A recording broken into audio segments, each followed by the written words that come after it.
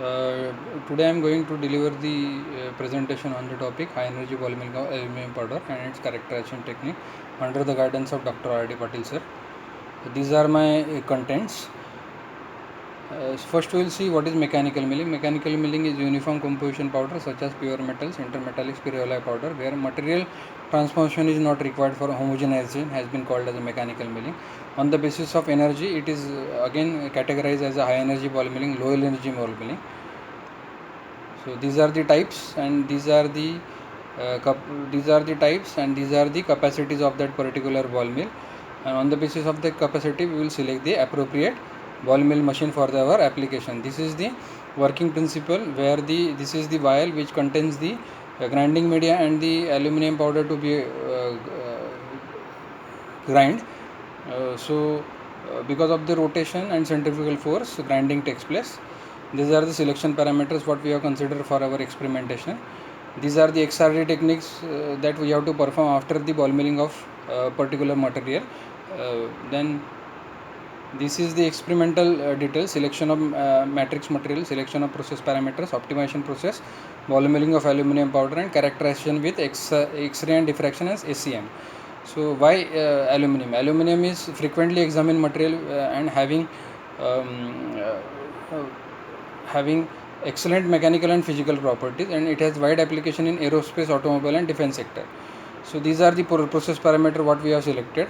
Ball milling machine, BPR, ball to powder ratio 5:1, ball milling speed 150 to 100 to 50, ball milling time 3, 6, 12 hours, and process control agent as a toluene to maintain the temperature of the process. And these are the three factors, and these are the labels. So on the basis of three factors, three labels, we have applied the Taguchi method of optimization to obtain the optimized process parameters, and on the basis of this process parameter we have performed the ball milling.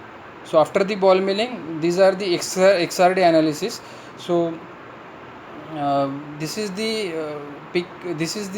analysis of the raw aluminum powder, where the highest peak indicates that powder is more crystalline, but as we go on doing the ball milling, these peaks are reducing, means there is a change in the size of the particle. So this is we perform at 150 rpm 3 6 12 hours.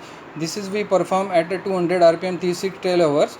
This is we perform at 250 rpm 3 6 12 hours, and we observe that small shift in the peak. This is because of the distortion in the particle. So these are the SEM images, scanning electron micro images. First two images indicates the images of the raw aluminum powder, where you can see that these are the particles are lump in size, irregular shape, but as we do the ball milling, what will happen, there is a change in the morphology of the particle. At 150 rpm 3 hours, it is observed that lump size particles change to partially flaky powder.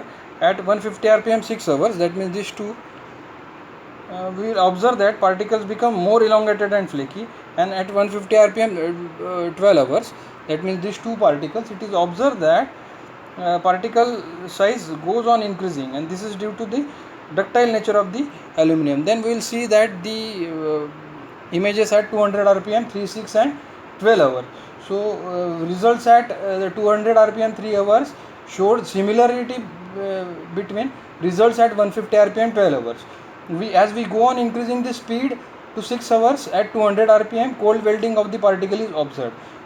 At 200 rpm 12 hours, that means these two figures, all aluminum particle becomes more flattened and spherical particle got converted into the flaky aluminum powder. The comparative surface area of the particle is more than at 3 and 6 hours. Then we will see the images of the 250 rpm 3 hours.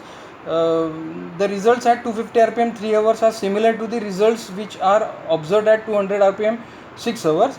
At ball milling speed of 250 rpm 6 hours and 12 hours shows that because of the ductile deformation, particle gets deformed into the flakes, and due to the increase in the ball milling time causes the brittle fracture of the aluminum particle.